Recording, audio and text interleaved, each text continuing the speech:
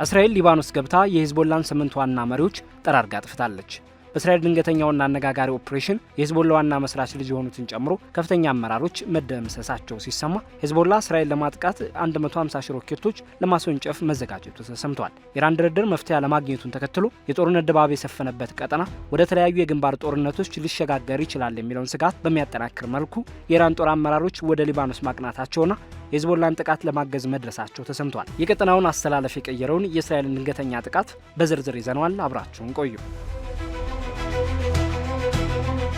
የእስራኤል የመከላከያ ኃይሎች በምስራቃዊ ሊባኖስ በሚገኘው የቤቃ ሸለቆ ውስጥ የሚገኙ በርካታ የሂዝቦላ የህዝብ ማዕከላትን ኢላማ ያደረገ ጥቃት ፈጽመዋል። የወታደራዊ እርምጃ በቡድኑ የሚሳኤልና የሮኬት ኦፕሬሽኖች ውስጥ ቁልፍ ሚና ያላቸውን ከፍተኛ አመራሮች ለማስወገድ ታቅዶ እየተከናወነ መሆኑ ተገልጿል። የእስራኤል ወታደራዊ ባለስልጣናት ኦፕሬሽኑን የሂዝቦላን የኃይል ግንባታና ዝግጅት ለማስተጓጎል የታለመ የተቀናጀ ጥረት በማለት የገለጹ ሲሆን በጥቃቱም ቢያንስ 8 የሂዝቦላ አባላት መገደላቸው ተረጋግጧል። ከተገደሉት መካከል ለሮኬትና ለሚሳኤል ድርድር ኃላፊነት የነበራቸው ከፍተኛ አዛዦች እንደሚገኙበት ታውቋል። ይህ ጥቃት በአንድ ሌሊት ውስጥ የቡድኑን የሚሳኤል አመራር መዋቅር ክፉኛ በመምታቱ የሂዝቦላ ወታደራዊ አመራር ላይ ከፍተኛ ክፍተት የፈጠረ ስኬታማ እርምጃ ተደርጎ ተቆጥሯል። የሊባኖስ የጤና ባለስልጣናት በበኩላቸው ጥቃቱ በሰፈሩባቸው አካባቢዎች በደረሰው ጉዳት የንጹሃን ዜጎችና የህፃናትን ህይወት ጨምሮ በአጠቃላይ የ10 ሰዎች ህይወት ማለፉንና 24 ሰዎች ላይ መቁሰል አደጋ መድረሱን ሪፖርት አድርገዋል። ይህም ጥቃቱ በሰዎች በሚኖሩባቸው አካባቢዎች ላይ ያሳደረውን ከባድ ተጽዕኖ አመላካች ሆኗል። የእስራኤል መከላከያ ኃይል ባወጣው መግለጫ የአየር ድብደባው ያተኮረው በባልቤክ አካባቢ በሚገኙ 3 የህዝብ ማዕከላት ላይ መሆኑን አረጋግጧል። በእነዚህ ማዕከላት ውስጥ የሂዝቦላ ታጣቂዎች በእስራኤል ላይ ሊሰነዘሩ ለሚችሉ ጥቃቶች ዝግጅታቸውን እያፋጠኑ እንደነበር ተመላክቷል። ከገደሉት ከፍተኛ አመራሮች መካከል የሂዝቦላ መስራች ልጅና ከፍተኛ አዛዥ የሆነው ሁሴን መሐመድ ያጊ እንደሚገኝበት ተገልጿል። በተጨማሪም የአካባቢው የሚሳኤል ክፍሎች መሪዎች እንደሆኑ የተለዩት አሊ አልሙሳዊና መሐመድ አልሙሳዊ መገደላቸውም ታውቋል። የእስራኤል መከላከያ ኃይል እንደገለጸው እነዚህ ግለሰቦች የሂዝቦላን ወታደራዊ ዝግጁነት ለማሳደግ በተለይም ወደ እስራኤል ግዛት ያነጣጠሩ የሮኬት ስርዓቶችን በማንቀሳቀስና ስልታዊ በሆኑ ቦታዎች ላይ በማስፈር ረገድ ንቁ ተሳትፎ ሲያደርጉ የነበሩ ናቸው። የኤንቢሲ ኒውስ ዘገባ እንደሚያመለክተው ጥቃቱ የተፈጸመው በራያክና በበድናኤል በሚገኙ የመኖሪያ ህንፃዎች አቅራቢያ በመሆኑ በህንፃዎቹ ላይ ከፍተኛ መዋቅራዊ ጉዳት የደረሰ ሲሆን ይህም የአካባቢው ነዋሪዎች በአስቸኳይ ቀያቸውን ለቀው እንዲሰደዱ አስገዳጅ ሁኔታ ፈጥሯል። የወታደራዊ እርምጃ የተወሰደው በአሜሪካ አሸማጋይነት የተደረሰውና በእስራኤልና በሂዝቦላ መካከል ለ1 ዓመት ያህል የዘለቀውን አስከፊ ግጭት ያቆመው ደካማ የተኩስ አቁም ስምምነት ባለበት ወቅት ነው። ይህ ስምምነት የተደረሰው ሂዝቦላ በእስራኤል ላይ ለደረሰው ጥቃት ለሐማስ ያለውን ድጋፍ ለመግለጽ ካደረሰው የሮኬት ድብደባ በኋላ ግጭቱ ወደ መጠነ ሰፊ ጦርነት አድርጎ ከቆየ በኋላ ነበር። ምንም እንኳን የተኩስ አቁም ስምምነት ቢኖርም እስራኤል ግን ሂዝቦላ ስምምነቱን እየጣሰ ነው በማለት በሊባኖስ ውስጥ በየቀኑ ማለት ይቻላል ወታደራዊ እንቅስቃሴዎችን ስታደርግ ቆይታለች። እስራኤል ቡድኑ እንደገና ትጥቅ እያከማቸና ወታደራዊ ንብረቶችን በንጹሃን ዜጎች መኖሪያ ቀጠናዎች ውስጥ እየቀበረ ነው የሚል ክስ ታቀርባለች። ሂዝቦላ በበኩሉ ከተኩስ አቁም ስምምነቱ በኋላ አንድ ጊዜ ብቻ ያጸፋ ጥቃት መፈጸሙን በመግለጽ ስምምነቱ በዋነኝነት የሚመለከተው ከሊታኒ ወንዝ በስተደቡብ የሚገኘውን የደቡብ ሊባኖስ ክፍል ብቻ እንደሆነ ይሞግታል። የሂዝቦላ የሮኬት ክምችት ለቀጠናው ውጥረት ዋነኛ ምክንያት ሆኖ ቀጥሏል። ግምቶች እንደሚያመለክቱት ቡድኑ እስከ እስራኤል ጥልቅ ግዛቶችና ዋና ዋና የህዝብ ማዕከላት ድረስ ሊደርሱ የሚችሉ ከ150 ሺህ በላይ ሮኬቶችና ሚሳኤሎች አሉት። የቅርብ ጊዜ የደህንነት መረጃዎች እንደሚያሳዩት ሂዝቦላ ሊፈጠር ለሚችል መጠነ ሰፊ ግጭት ዝግጅት ለማድረግ የሚሳኤል ማስወንጨፊያዎቹንና የጦር መሳሪያ ክምችቶቹን በስፋት እያንቀሳቀሰ ይገኛል። የታይምስ ኦፍ እስራኤል ዘገባ እንደሚያብራራው የእስራኤል የደህንነት ግምገማዎች ሂዝቦላ የሮኬት ኃይሉን በንቃት እያደራጀና ጥገና እያደረገ መሆኑን ያሳያሉ። ይህም እስራኤል እንዲህ ያሉ ቅድመ ጥቃቶችን እንድትሰነዝር አነሳስቷታል። የቡድኑ ወታደራዊ አቅም አጫጭር ርቀት ተወንጫፊ ሮኬቶችን፣ መካከለኛ ርቀት ሚሳኤሎችንና በከፍተኛ ጥንቃቄ የሚመሩ የጦር መሳሪያዎችን እያካተተ ሲሆን በቀን ውስጥ በደርዘን የሚቆጠሩ የሚሳኤል ድብደባዎችን የመፈጸም አቅም እንዳለው ይገመታል። ይህ በከፍተኛ ሁኔታ በኢራን የሚደገፈው የጦር መሳሪያ ክምችት ሂዝቦላ በቀጠናው ውስጥ የቴህራን ዋነኛ ተላላኪ እንዲሆን ያደረገው ሲሆን የአሜሪካ ወይም የእስራኤል ኃይሎች የኢራንን ፍላጎት የሚነኩ እርምጃዎችን ከወሰዱ አጸፋ ለመስጠት በተጠንቀቅ እንዲቆም አድርጎታል። የቤቃ ሸለቆ ጥቃት ከተኩስ አቁም ስምምነቱ በኋላ ከተፈጸሙት የሞት አደጋዎች መካከል ከፍተኛ ሆኖ ተመዝግቧል። ሂዝቦላም የ8 ተዋጊዎችን ሞት ያረጋገጠ ሲሆን ከነዚህም ውስጥ የመስክ አዛዦች ይገኙበታል። የሊባኖስ ጠቅላይ ሚኒስትር ነዋፍ ሰላም ያለውን ሁኔታ አንድ ወገን ብቻ የሚጠቃበት ጦርነት በማለት የገለጹ ሲሆን የተኩስ አቁም ስምምነቱ እንዲከበር ዓለም አቀፉ ማህበረሰብ ጣልቃ እንዲገባ ጥሪ አቅርበዋል። ፕሬዚዳንት ጆሴፍ አውን በበኩላቸው የእስራኤልን ወረራ የተባበሩት መንግስታት ድርጅት የውሳኔ ሐሳብ ቁጥር 1701ን የሚጥስ ነው በማለት አውግዘዋል። የውሳኔ ሐሳቡ ሂዝቦላህ ከሊታኒ ወንዝ በስተደቡብ ትጥቅ እንዲፈታና አካባቢው ከጦር መሳሪያ ነጻ የሆነ ቀጠና እንዲሆን የሚደነግግ ነው። የሂዝቦላህ የፓርላማ አባል ራሚ አቡ ሐምዳን እስራኤል ጥቃቷን እስካላቆመች ድረስ የተኩስ አቁም ስምምነቱን የሚከታተሉ ስብሰባዎች እንዲቋረጡ ጥሪ አቅርበዋል። የብሪታንያዊ ዜና አገልግሎት ቢቢሲ በዘገበው መሰረት በጥቃቱ ሰለባ ከሆኑት አካባቢዎች የተገኙት ምስሎች በመኖሪያ መንደሮች ላይ የደረሰውን እጅግ ከፍተኛ የሆነና አስከፊ ውድመት በግልጽ ያሳያሉ። የተጨባጭ ሁኔታ እስራኤል ሂዝቦላህ ወታደራዊ ንብረቶቹን፣ የጦር መሳሪያዎቹንና ስትራቴጂካዊ የህዝብ ማዕከላቱን በንጹሃን ዜጎች መኖሪያ መካከል ይደብቃል በማለት የምታቀርበውን ተከታታይ ክስ የሚያጠናክር ነው ተብሏል። የእስራኤል መከላከያ ኃይል በበኩሉ በድብደባው የተመቱት ኢላማዎች በእስራኤል ግዛት ላይ የተለያዩ የጥቃት እርምጃዎችን ለመሰንዘርና የእሳት ድብደባዎችን ለማቀድ የሚውሉ የሚሳኤል ህዝብ ማዕከላት መሆናቸውን በድጋሚ አረጋግጧል። የወታደራዊ እርምጃ ሂዝቦላህ ወታደራዊ አቅሙንና መዋቅሩን እንደገና እንዳያደራጅ ለመከላከል እስራኤል በቋሚነት እየወሰደችው ካለው ሰፊ ጥረት ውስጥ አንዱ አካል መሆኑ ተገልጿል።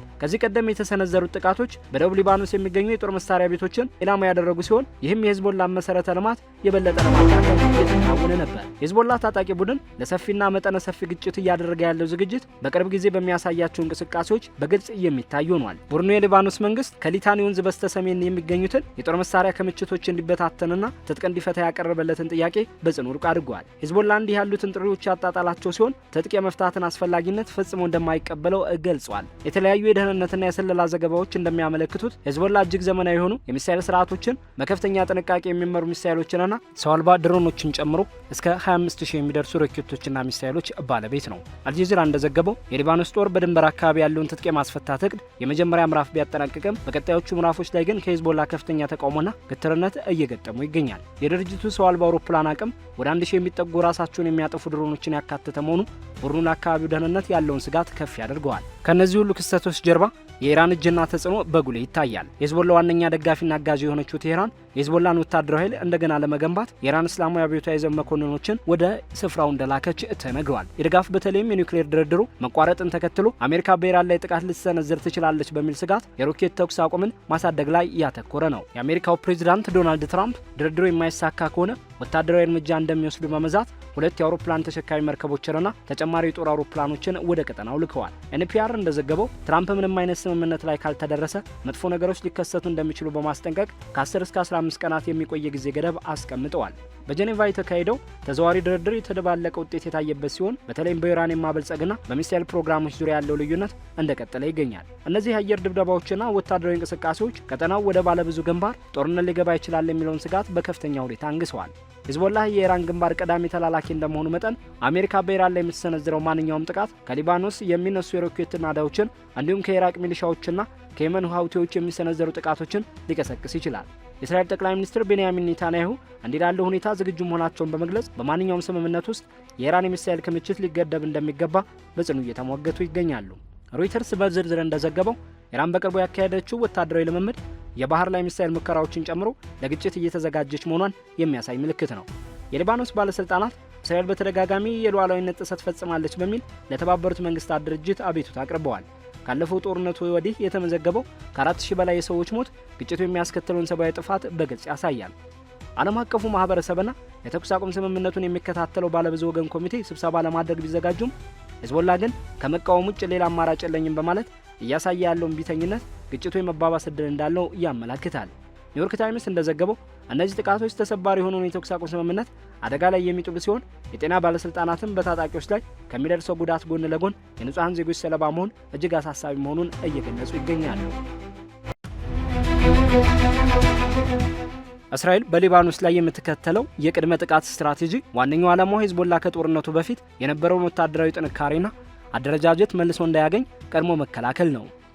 በየካቲት ወር የእስራኤል መከላከያ ኃይል ያከናወናቸው መጠነ ሰፊ ወታደራዊ ኦፕሬሽኖች የአየር መከላከያ ባለሙያዎችንና የቡድኑን የጦር መሳሪያ ግምጃ ቤቶችን ኢላማ ያደረጉ እንደነበሩ ታይምስ ኦፍ እስራኤል በሰፊው ዘግቧል። ምንም እንኳን ሂዝቦላህ የወቅቱ የጦር መሳሪያ ክምችት ካለፉት ጊዜያት ጋር ሲነጻጸር የቀነሰ ቢሆንም አሁንም በሺዎች የሚቆጠሩ አጫጭር ሮኬቶችንና በመቶዎች የሚቆጠሩ ዘመናዊና ረዥም ርቀት ተወንጫፊ ሚሳኤሎችን በገዛ እጁ ይዟል። ከዚህ በተጨማሪም ሂዝቦላህ በሊባኖስ ግዛት ውስጥ የጦር መሳሪያዎችን በራሱ አቅም ለማምረት የሚያደርገው ጥረት ለቡድኑ ወታደራዊ ጽናትና የመቋቋም አቅም ትልቅ አስተዋጽኦ እያበረከተ ይገኛል። የአጠቃላይ ቀጠናዊ ሁኔታ ከኢራን የኒውክሌር ምኞትና ከተላላኪ የጥቃት መረቦች ጋር በእጅጉ እየተቆራኘ ነው። የአሜሪካና የኢራን ድርድርን አስመልክቶ በወጣው መረጃ ከዚህ ቀደም የተፈጸሙ የአየር ጥቃቶችን ተከትሎ ድርድሩ መቋረጡንና ኢራንም ከውይይቱ ራሷን ላልተወሰነ ጊዜ ማግለሏን ገልጿል። የአሜሪካው ፕሬዝዳንት ዶናልድ ትራምፕ የቀረቡት ጥያቄዎች ተቀባይነት ካላገኙ ወታደራዊ እርምጃ እንደሚወስዱ በመዛት የጊዜ ገደቡን ያልራዘሙ ቢሆንም ሁኔታው ግን አሁንም ውጥረት እንደነገሰበት ነው።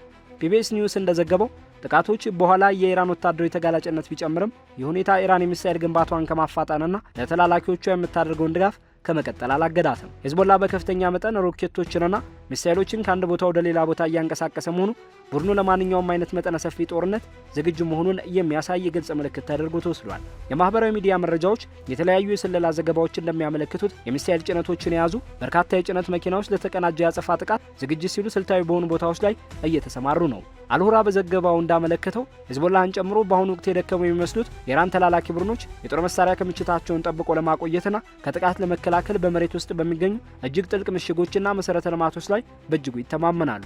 የቡድኑ 70 ሺህ የታጠቁ ተዋጊዎችና እያደገ የመጣው የድሮን ስብስብ ሄዝቦላ በቀጠናው አሁንም እንደ ትልቅና አስፈሪ ኃይል እንዲታይ አድርጎታል። በሌላ በኩል የአሜሪካ ጦር በከፍተኛ ሁኔታ በቀጠናው መሰማራቱ የጉዳዩን አሳሳቢነትና የከረረ መሆኑን ያጎላል። ስሞል ዋርስ ጆርናል ይህን የአሜሪካ ኃይል ግንባታ ሲተነትን ድርጊቱ ካለፉት ተመሳሳይ ኦፕሬሽኖች ይልቅ እጅግ ጥልቅና ሰፊ እንደሆነና በድርድር ወቅት በኢራን ላይ ከፍተኛ ጫና ለመፍጠር የታለመ መሆኑን ይገልጻል። ሆኖም ግን የባህረ ሰላጤው ሀገራት ሊፈጠር የሚችለውን አጸፋዊ እርምጃ በመስጋት ሁሉም ወገኖች ከፍተኛ ትዕግስት እንዲያሳዩ ጥሪ እያቀረቡ ነው። የዋሽንግተን ኢንስቲትዩት ባወጣው ጥናት ወታደራዊ ጥቃቶች ብቻቸውን የተፈለገውን ግብ ሊያሳኩ እንደሚችሉ በመግለጽ በድርድር ወቅት እነዚህን ወታደራዊ እርምጃዎች እንደ ተጽዕኖ ማሳደሪያ መጠቀም ይበልጥ ውጤታማ መሆኑን ያሳስባል። የቀጠናዊ ጦርነት መጫሪያ ክብሪት የተለኮሰ ይመስላል።